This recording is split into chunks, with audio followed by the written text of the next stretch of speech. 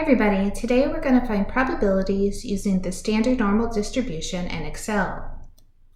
Excel uses the command norm.s.dis to find probabilities using the standard normal distribution. This means it'll be a normal distribution with a mean of 0 and a standard deviation of 1. When using the command, you enter the z-score you want to look up and enter true to return the cumulative probability. Cumulative probability means that Excel will return the probability of all values less than z. So it's everything shaded to the left of the z value. We have three types of probabilities we need to find. Probabilities where z is less than x, probabilities where z is greater than x, and probabilities where z is between two different x values. Excel only returns the probability that z is less than x. This is going to add a little complication to our calculations. We'll start by looking at the probability that z is greater than x. When we graph the probability that z is less than x, we want to remember that the total area under the curve is 1. So to the left of z, we have the probability that z is less than x. To the right, I have 1 minus the probability that z is less than x, which is equal to the probability that z is greater than x. So when we want the probability that z is greater than x, we'll do 1 minus norm.s.dist, parentheses z, comma true, close parenthesis. We have one extra step to add to get our probability. When we want the probability that z is between two different x values, we can start by looking at the larger of the two values. Then we add in the probability that z is less than x2. What we want is the intersection of the two regions. When we put in the probability that z was less than x1, we got our first region. When we put in the probability that z was less than x2, we got a second region. If we subtract these two regions, we'll get the area that we want. We're going to enter the probability that z is less than x1 minus the probability that z is less than x2. When we have z between two x values, we'll start with the larger of the two values and we'll enter norm.s.dist, parentheses x1, comma, true, close parentheses, minus norm.s.dist, parentheses x2, comma, true. Remember, put in the big one first and the smaller one second. Remember, your answer will always be positive because you're finding the probability. So if you get a negative answer, it just means you need to reverse your two values. Let's try that in Excel with a few problems. My first problem says the probability that z is less than 1.25. We can type directly in the cell, or we can click on FX.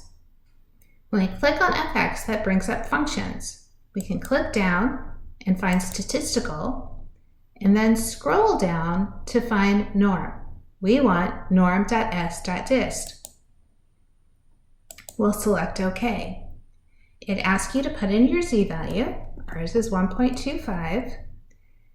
And then we say true to get a cumulative distribution function. This returns a value of 0.89435. Our next one says the probability z is greater than 0.47. This time, let's type directly into our cell. I'm going to type equals, and then I start typing norm. Notice it gives you a list of functions. I can see norm.s.dist that I'll double click. Then I'll enter 0.47 and true. Before we close this, I'm going to go back to the beginning and write 1 minus because we're finding the probability that z is greater than 0.47. Remember to do this one extra step in your calculation when the inequality is greater than. Now I hit equals to get 0.319177509. My next problem says the probability that z is between negative 2.3 and positive 1.09. I'm going to hit equals, and I'll type norm and select .s.dist. I'll put in my higher value, which is 1.09, comma, true. Then I subtract norm, and again select .s.dist. Now I put in my smaller value of negative 2.3, and again type true, close parentheses, push equals. My next one says the probability z is greater than negative 2.18. Because it's greater, I start with equals 1 minus. Then I type norm, select .s.dist, enter -2.18, comma, true. This gives me 0.98537129. For the probability that z is less than -2.75, I hit equals.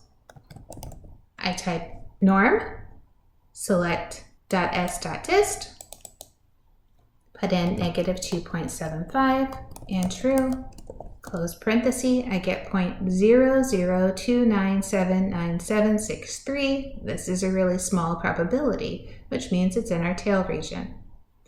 The last one has two different numbers. I have z between 0.8 and 1.64. I hit equals, I start with the larger number, norm.s.dist. I put 1.64, comma, true, subtract norm.s.dist.